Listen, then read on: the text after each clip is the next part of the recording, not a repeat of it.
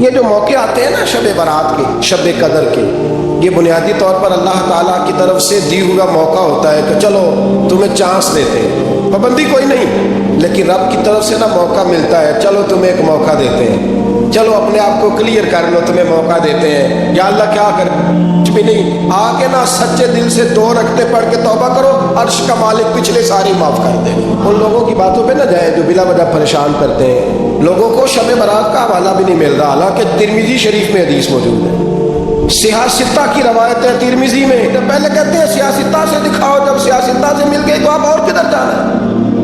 اور ابن ماجہ میں موجود ہے مولا علی کی روایت، اور ذرا ترتیب دیکھیے گا، یہ ترمذی کی حدیث ہے، امام ترمذی نے تو پورا باب باندھا ہے 15ویں شعبان پر، پورا باب۔ اب تمہاری مرضی ہے اگر تم نہیں بات کو سمجھنا چاہتے، لیکن میں نے پہلے بھی کہا تھا، پھر کہتا ہوں، اگر ہمیں کوئی شخص کہتا ہے کہ شب برات کو اٹھ کے نفل نہ پڑھو، تو بھائی نفل ہم نے پڑھ دے اللہ کی رضا کے لیے، ہمیں کسی بندے سے ڈگری لینے کی ضرورت نہیں، نہ تو ہمارے اور رب کے درمیان معاذ اللہ کو وسیلہ ہے کہ تو کہے گا تو پڑھیں گے، جب دل کرے گا پڑھیں گے، اور جتنے دل کرے گا پڑھیں گے۔ ہم تو نفل کہہ رہے ہیں اس کو، ہم نے کب کہا ہے ضروری ہے جو عشاء پڑھ کے سو جائے فجر تک سویا رہے، ہم اس کو گناہ گار نہیں کہہ رہے، لیکن یہ ضرور کہیں گے کہ گولڈن چانس مس کر دیا اس نے چانس مس کیا ہے، یہ تو اللہ کی رحمت کا موقع تھا۔ حضرت سیدہ عائشہ صدیقہ رضی اللہ تعالیٰ عنہ ارشاد فرماتی ہیں کہ شعبان کی 15ویں رات تھی، یعنی شب برات کی رات، فرماتی ہیں شعبان کی 15ویں رات تھی، میں نے اچانک نظر ڈالی تو حضور میرے بستر میں تھے، پھر میری نظر پڑی تو حضور نہیں تھے، میرے دل میں گمان آیا، خیال آیا کہ شاید کسی اور زوجہ کی طرف حضور کا میلان تباہ ہو گیا ہو، وہاں تشریف لے گئے ہو۔ فرماتی میں اٹھی باہر گئی تو نبی کریم علیہ السلام جنت البقیع میں تھے، قریب ایک جگہ پہ حضور دعائیں مانگ رہے تھے۔ فرماتے میں گیا تو حضور فرمانے لگے، ابو بکر کی بیٹی تو نے کیا گمان کیا کہ اللہ کا رسول تیری حق تلفی کرے گا؟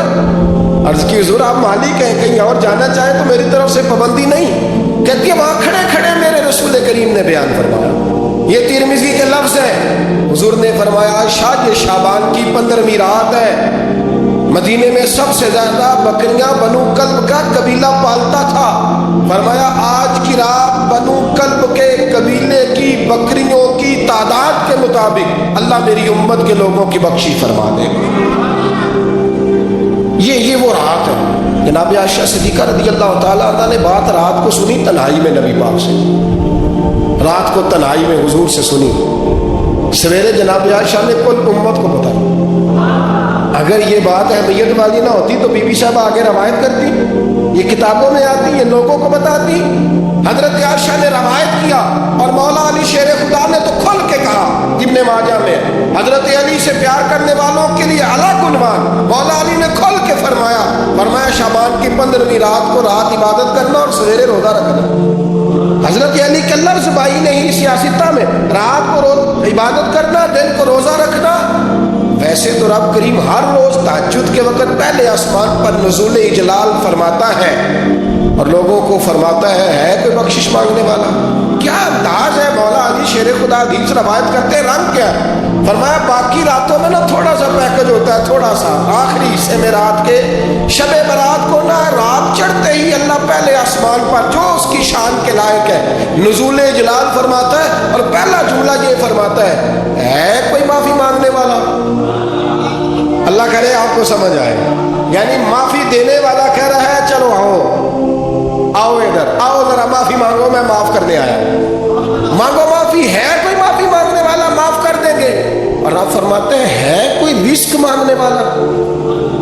وہ جو بڑی درخواستیں دیتے پھرتے ہیں نا مختلف اداروں میں، وہ ایک درخواست نا شب برات والی رات بھی دے۔ اور میں نہیں کہہ رہا، مولا علی شیر خدا فرما رہے ہیں، اور وہ خود نہیں فرما رہے، وہ نبی پاک کا فرمان نقل کر رہے ہیں، اور وہ رسول اللہ صلی اللہ علیہ وسلم کی بات نہیں بیان کر رہے، وہ کہتے ہیں رب فرماتا ہے کوئی روزی مانگنے والا؟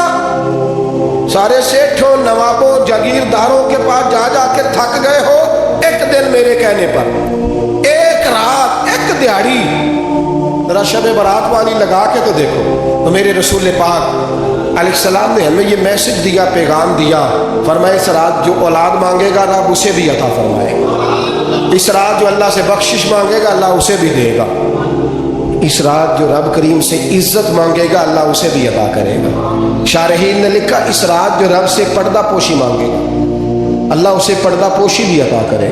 جو جنت کا سوالی ہوگا رب اپنے فضل سے عطا فرمائے. کوشش فرمائے. 10 محرم کو ہمارے ہاں لوگ جاتے ہیں قبرستان. وہ کسی حدیث سے ثابت نہیں، میں منع نہیں کر رہا، جائیں 9 محرم کو جائیں، 10 کو جائیں، 11 کو جائیں، 8 کو جائیں، سفر میں جائیں، ربیع الاول میں جائیں، قبرستان میں جب بھی جائیں، منع نہیں ہے. لیکن شب برات والی رات تو خود رسول کریم گئے ہیں نا قبرستان. اب جو بات میں نے سمجھانی ہے اس کو سمجھیں. نبی پاک کی والدہ کا مزار نہیں ہے وہاں جنت البقیع میں. حضور کے کو بھائی بہن ہے، حضور کیا کرنے گئے؟ امت کی بخشش کے لیے گئے. شب برات کی رات لالچی نہ بنے کہ صرف میں نے اپنے لیے روزی مانگنی ہے. کل امت کے لیے مانگے رب کریم سے. مانگے اپنے بھائی کے لیے، مانگے اپنی بہن کے لیے، مانگے اپنے بیٹے کے لیے، مانگے اپنی بیٹی کے لیے، مانگے اللہ کریم. یہ مانگنے کی رات. پچھلی راتی رحمت رب دی کرے بلند آوازہ، بخشش منگن وارے کارن کھلا جے دروازہ. آئے اللہ کی بارگاہ میں اس رات کو کھل کے دعا مانگے.